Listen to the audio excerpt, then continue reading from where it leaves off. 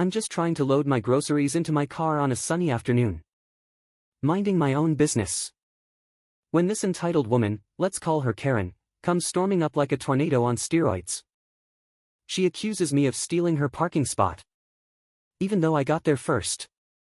And before I can even blink. Her hand flies across my face with a sharp, stinging slap that echoes through the lot. What the hell? The pain shoots through my cheek. But the real shock is realizing the stranger just assaulted me in broad daylight, and right next to us. An off-duty cop is watching the whole thing unfold. My name's Alex. By the way, I'm your average 30-something graphic designer from the suburbs.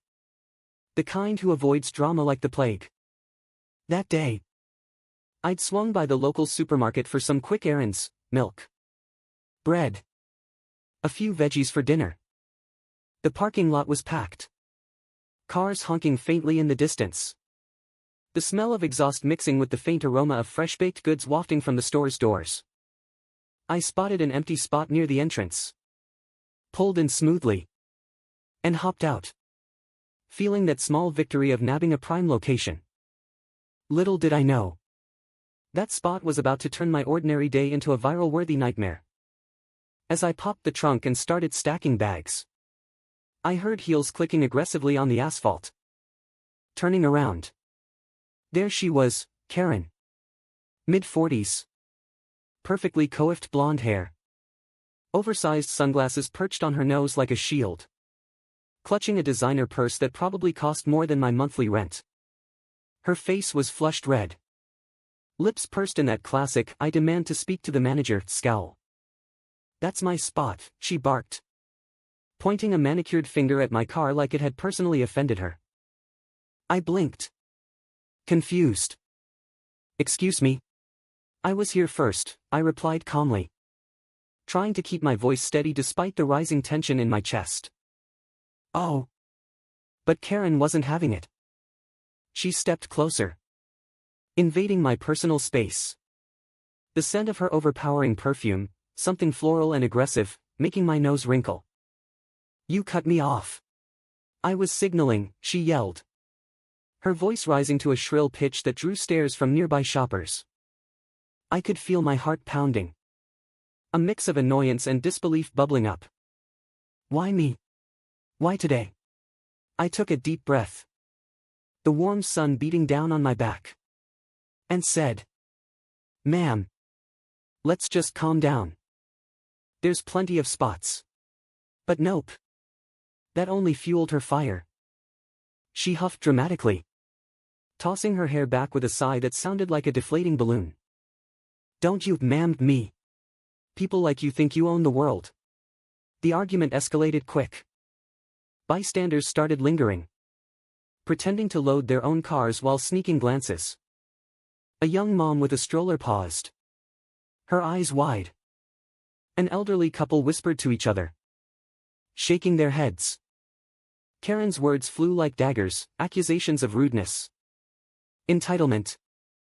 Even throwing in some wild claims about how I looked suspicious. Suspicious? Me. In my jeans and hoodie. I laughed nervously at first. But then the frustration hit. Lady. You're the one causing a scene. I shot back. My voice cracking a bit from the adrenaline. The air felt thicker. Charged with that electric buzz of impending conflict. A car horn blared somewhere. Startling us both. But Karen just doubled down. And then, bam. Her hand connected with my face. The slap was loud. A crisp smack that resonated like a thunderclap in the quiet lot. My cheek burned instantly. A hot flush spreading across my skin. I staggered back a step. Hand instinctively cupping the spot. Tasting the metallic tang of shock in my mouth. Did you just hit me? I stammered. My mind reeling. Tears pricked at my eyes, not from pain. But from the sheer audacity. Who does that? In public? The world seemed to slow down, the rustle of plastic bags in the breeze. The distant chatter of birds. The faint hum of traffic. Everything amplified in that frozen moment. But wait, here's the twist that turned this mess into sweet. Poetic justice. Standing just a few feet away, unloading his own groceries from a nondescript SUV, was Mike. Tall. Broad-shouldered. With a no-nonsense buzz cut and that quiet authority that screams, cop, even in civilian clothes. He was off-duty. Sure. But you could tell from the way he carried himself, alert. Composed. Like he'd seen it all before.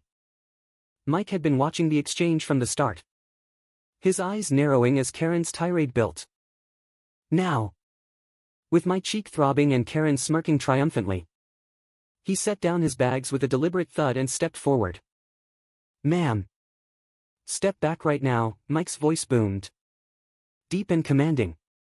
Cutting through the tension like a knife. Karen whipped around. Her smug expression faltering for the first time. This doesn't concern you, she snapped. But there was a waver in her tone. A hint of uncertainty. Mike pulled out his badge from his pocket, shiny. Official. Glinting in the sunlight, and held it up. Actually. It does.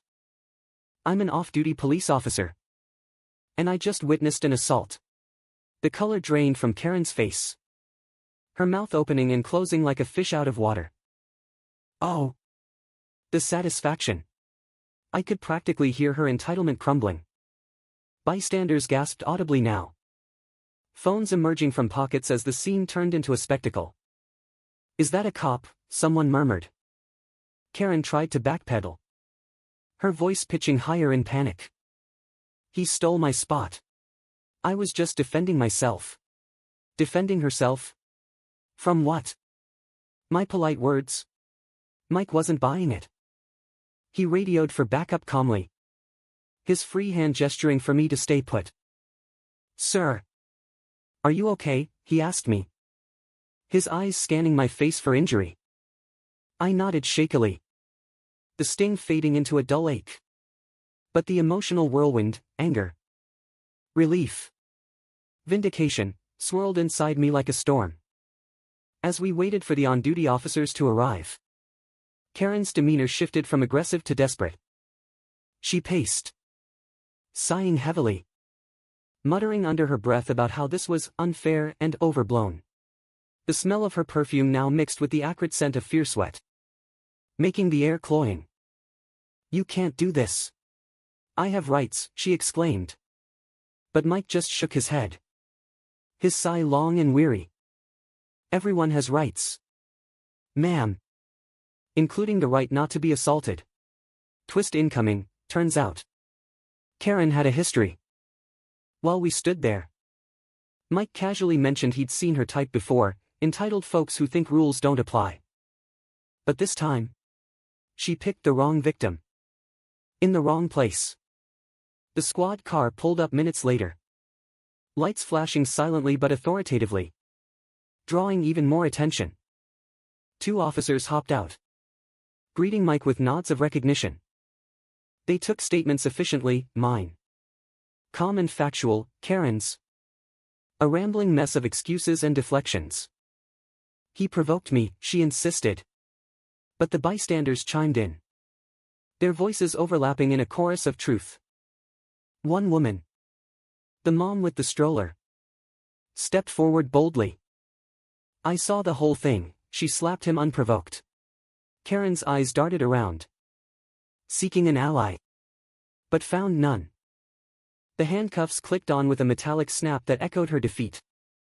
This is ridiculous, she wailed. But it fell on deaf ears. As they led her away, I felt a wave of emotions crash over me, the initial shock giving way to a deep breath of relief.